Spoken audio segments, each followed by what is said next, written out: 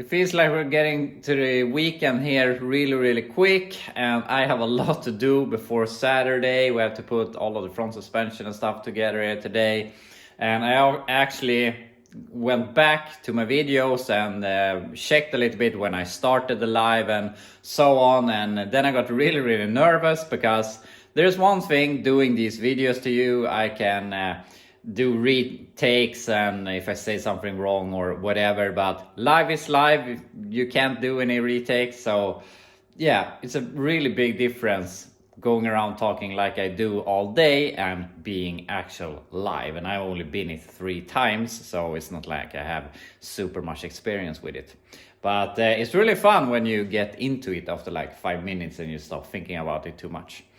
But anyway, I think that's gonna work out. But now we can finally start putting all of this together. We'll see how we solve it here with the bolts for the steering arms. But I'm gonna start with drilling out these cotter pins that are stuck in the... why do I keep forgetting words? Ball joints. So that we can get these on, then we can start looking at the steering arms and brake caliper mounts and whatnot. This went together really smoothly. These bolts are wrong, as I talked about. I need to order the right ones, but they're gonna work for what we wanna do right now. This one is long enough, the other one is a little bit too short, but I mean, they're just bolts. We can find them, it's just I have to know the size, and I'm bad with the imperial size bolts with what is what. So yeah. We're gonna fix that. We can just remove the rotor and put it, change the bolts, put it back. So that's not gonna be a big issue. I also checked, and these calipers seem to be the correct size for these brackets. So that's all good. Got the springs in place also, so it could rest on its own weight. I put on the motor mounts because that's a bit easier when you have some access through the from the control arms. So we have one thing checked off the list. So we could put all of that together on that side, but I want to do the same thing on this side first, so they're at the same point. We can start looking at steering, rotors, calipers, whatnot, and soon we'll have this together. Other side together, and it's so nice putting stuff on this, getting them off the floor and feeling that we have crossed some sort of turning point for the car and getting better instead of cutting it down. So we could put on the rotors and brakes, whatnot, but I want to focus on the steering now. So we have all of this stuff, but we need the steering arm here, we need the nut, we need this thing. So hopefully this will come off easy. It could either be easy or super hard, we'll see. But then we can clean them and we can paint them on the car so we can get this together. So yeah, let's get that off and get the steering on the car. After some more work, we have all the steering in place. I managed to get the steering arm off, which was a project in itself, but I managed eventually. Took that thing from the other steering box also. So all of this is hooked up. We just need to put some cotter pins in everything. And now for the first time we can actually steer the car. But it's really rough for some reason. And I'm not sure if it is the steering box. I felt that it was pretty rough when I tried it. So I'm gonna pop the cover and see what we have in there. Some people say to use gear oil. Some people talk about grease. I will probably end up putting grease in it. So yeah, pop the cover, see how that looks. Put some cotter pins and everything. Then we can start putting on the rotors and the calipers. Got some cotter pin in place, and we're also gonna go and grease everything here. Now, speaking of grease, this is how our steering box looks, and obviously it doesn't look all that nice. But also, I don't really care that much because I am planning to swap this out. So, yeah, I can remove the worst gunk and fill in some new grease. But in all fairness, I don't think I'm gonna bother too much. So let's fix that, grease everything, and then we can continue with something else. I went ahead and I put some grease half-hearted into the steering box. Maybe it helps a little bit. But I greased everything else, the tie rods, ball joints, these have these upper control arm bushings greasable. So I've greased all of this, and it is a lot smoother now when I actually think everything else made a more difference than the steering box. But there's still something here, but I'm not sure if it is the bearing here in the steering column or something, but it's better and it's definitely good enough for what we want to do now. So I only have to remember to order or find those bolts that we need for the steering arms on the spindles. So the steering is done for now, so that's one thing that we can check off the list. But there's actually something I have to do here. I have to go in about 10 minutes to look at a car that a friend of mine sent me a tip. It is local here, it's 20 minutes away, and I'm not going to tell you what it is right now since I haven't bought it yet, but hopefully you can buy it, something I've been wanting to buy, and in the spirits of buying something else that isn't Chevys all the time. And the owner has passed, unfortunately, and there is some relative selling the car, and there's a bunch of paperwork that needs to work out, and also if we have keys or whatnot. So I'm just gonna go there right now without the trailer, look at it, make the deal, and maybe we pick it up today, maybe tomorrow or something. But I wanna make the deal happen before I tell you too much. But if we're lucky, there's a little bit of a surprise under the hood on this thing, but we'll find that out. But anyway, I'm gonna go ahead and clean here for a few minutes. Then I'm gonna go ahead and look at that car, and then I'll be back to you and see what we will continue with the rotors and the brake calipers and so on. I'm home here again, and I have been and looked at a very, very sad car. This was among the rustiest things I have ever seen. And the guy wanted $500 for it, and is it worth it? Almost not, because it was so rusty. And the thing was, it is so badly placed on the property. There's two straight 90 degrees into the property, so it's hard to reach it with something that you can pull it with. There is a car parked in front of it that is not drivable, and it has sunken into the ground, and it's been sitting for like 25 years. And I can see one of the wheels were all pushed up in the wheel well because probably the control arms are rusted off. It was sitting on the front cross member. That looked rusted. It might even be rust holes in the oil pan. So it was in terrible shape. There were no keys. It was locked. So there's basically everything against this car leaving the property it was at. And also the owner has passed, and there's another person that has to sell it with paperwork around it. So it's a bit of a mess getting this car. So I offered him $200, and I said, I think that's pretty kind of me. So I said, I can call a tow truck. I know some tow trucks here in the area. Shouldn't be all that expensive to go and get it. It's just that it is so sunken into the ground, and it's gonna be a nightmare for me to get it out of there. And it's at that point, do I start pulling this thing? Will the whole car come with it, or are some parts of it going to be left on the ground? So yeah, it's gonna be quite the ordeal to get this thing home. So we'll see what happens. He has my offer. They need to move the vehicle that was parking it in, which also was not running and driving. It was in much better condition, but the property was really, really bad. So even though you took that vehicle and drug it out of there, it would be a pain to get it back in place again. So yeah, we'll see what happens, but that's where we're at the moment, at least. So anyway, we're gonna continue here with the front brakes. So I'm gonna put some grease into the bearing. Unfortunately, this rotor is pretty bad, but it's what we have. We're gonna put on that, put some new grease in the outer bearings, and then we can put on the caliper, and then we're ready to put this down on the ground because I'm missing the brake hoses at the moment. So yeah, I guess that's the goal, getting it down on the ground. And here we have the front brakes on and the rotors, and I painted it a little bit. So I greased the bearings. They're probably not perfect, but they're good enough for now. What you're hearing right now is the brake pad just a little bit. And unfortunately, we can't continue with the brakes because we're missing the brake hoses and the master, which we will hopefully get by tomorrow. We'll see. At least we should have them by Friday so that we can fix the brakes. So, I mean, the steering is done, suspension is done, except for the shocks that we don't have. So we're done with the front suspension for now.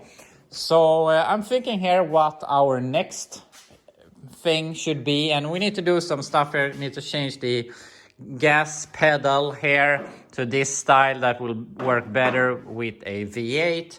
Remove some stuff there, remove some brackets, but I think that's what we need to prepare here in the engine bay. There's not really much more here to do, but I'm contemplating here just putting it down on the ground. One part is because I want to see how the door gaps work. Can we open and close the doors now when it is sitting on the ground? And also I want to drag it out of here, clean the garage a little bit, and turn it around and push it in again so that we have the hood towards that wall, because I want to work in that area when I'm installing the engine. So I think that's what I'm gonna do.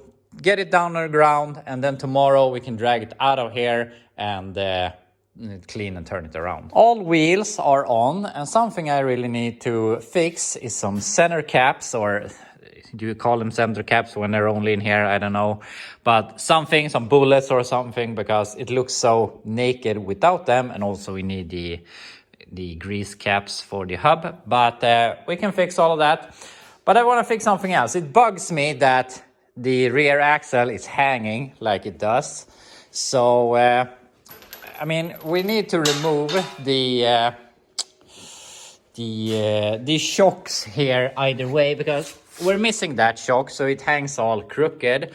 And I think that one is seized up, so I would rather remove it. And then when I'm doing it live, I might strap it down together, maybe make it stiff with some wood or pieces of metal or something. But for now, I just want to get that thing out of here. So I'm going to remove that. Hopefully that won't be too much of an hassle.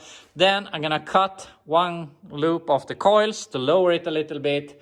And then we can put it down on the ground and see how it looks. Some cut springs later, we have this result. And the shock, the bolts are spinning up there. That one broke, so I just got it at least hung to the side so that the car, at least the springs want to sit level and we don't have a shock that is wanting it to one or the other sides. And also I put in these straps just so that if we raise it up in here in the frame, the rear axle isn't going to fall down and the springs isn't going to fall out of the spring pockets. I think this spring has been sitting crooked for all the years it's been sitting, so it wants to move around. So yeah, that's all done, and it's a bit lowered. Obviously it's far from slammed, but it might look pretty cool. We can lower it more in the future. But anyway, let's get it down on the ground here, see how low it is, and see if we can open the doors. Car is down on the ground, and we're gonna look at that. But having some issue with the door lock here on the driver door, and it bugs me that, I mean, I can open and close it, but it doesn't lock. And it seems like it is seized because of rust, and it is this lever that, I mean, I can move it, but obviously it's rough. So I'm gonna work this back and forth with some WD-40 and hopefully get it to work so that I can show you a bit better on the car. After a lot of lubrication and back and forth, it works as it's supposed to. So now I can put this back in place and the door should be able to close. I fixed the door and we're gonna look at that, but I mean, it looks pretty cool. And if we look at here, we have a decent door gap and we can open and close the door without any issues. So that's fantastic. It's a bit worse on this side, but if we look, we have a decent door gap, but it's not as easy to open and close. But also,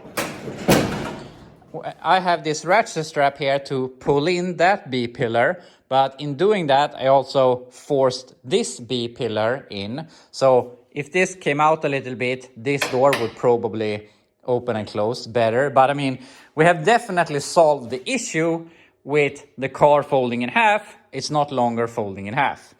So that's all great and good, but we have a different problem that we need to fix. And I'm gonna show you that, but I just wanted to show you also, the car has a lean to the left for some reason. I'm not really sure why. Might be the springs or something, but I'm not gonna worry about it too much until we get an engine in the car. But I'm gonna show you the issue we have. So what I want to show you is that what we wanted to achieve, the strength on this, in this direction, we have accomplished. It's very stiff like that. Obviously it can and will be better in the future, but something that I didn't anticipate being a big issue is this.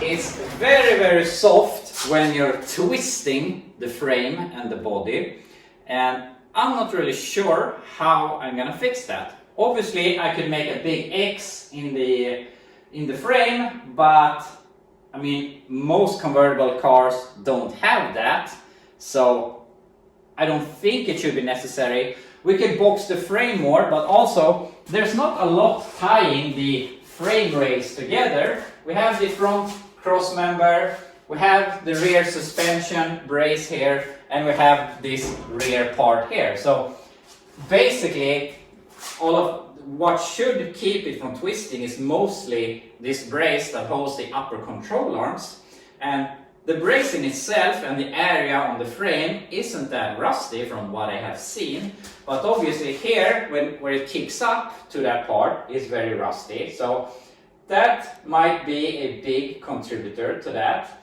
And maybe we can do some more boxing of the frame in this section.